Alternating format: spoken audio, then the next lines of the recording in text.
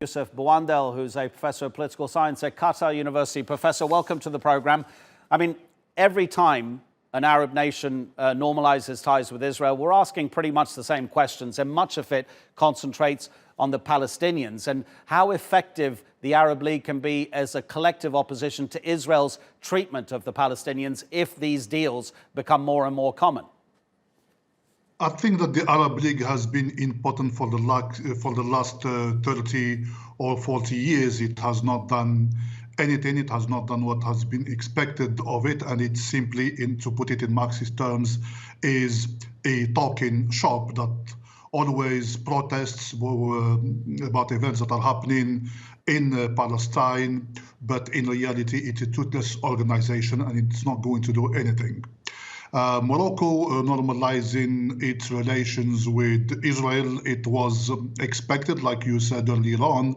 It's the fourth country over the last few months to normalize these relationships. I would say that what happened is that the relationships between Israel and Morocco have come to the open. They have always been there, dealings under the table.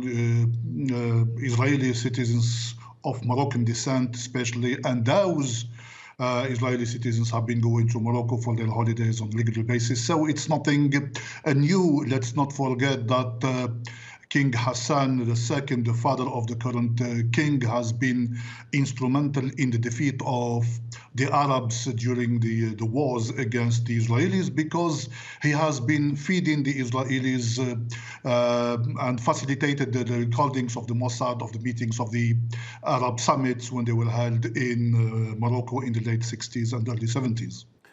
Do you think the Trump administration is buying Arab loyalty on behalf of Israel? We've got the UAE arms deal. The US is going to supply $23 billion worth of arms to the UAE. We've got the Sudanese prime minister saying probably today is going to be the day that the US removes Sudan from its list of states that sponsor terrorism. And now we've got this line from the New York Times about $3 billion worth of investment in Moroccan projects.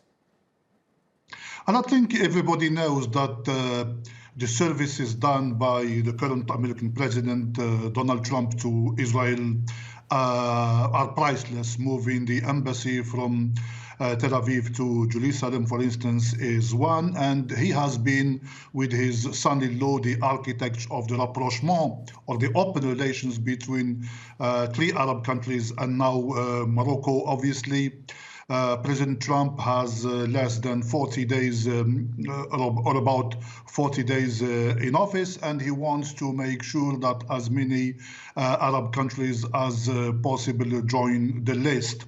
Obviously, Morocco is going to benefit big time from that. It's like the recognition of its sovereignty over the disputed Western Sahara means, in my opinion, three things. The first one is, like you correctly said, it will be a huge investment to the tune of $3 billion. The Polisario, which is the nationalist movement backed by Algeria and other countries that is seeking self-determination, will be declared, I guess, as a terrorist organization, exactly like what's happening in the occupied territories and Gaza with Hamas. And also, I think that Morocco will benefit militarily in the sense that it will benefit from the latest U.S. arms, especially the F-35s,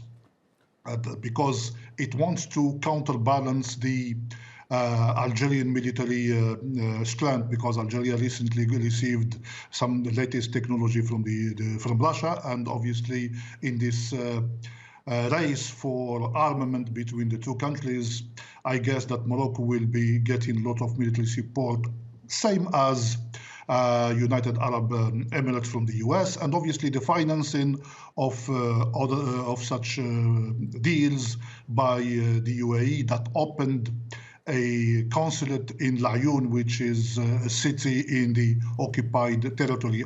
All in all, everybody else, all the different parties are winning, and the problem is obviously for the Palestinians. It seems to me that Arab countries, even though they pay lip services to the Palestinian question. These deals with Israel do not necessarily mean that we abandon the Palestinian question and we believe in the two-state solutions, but realities on the ground say otherwise.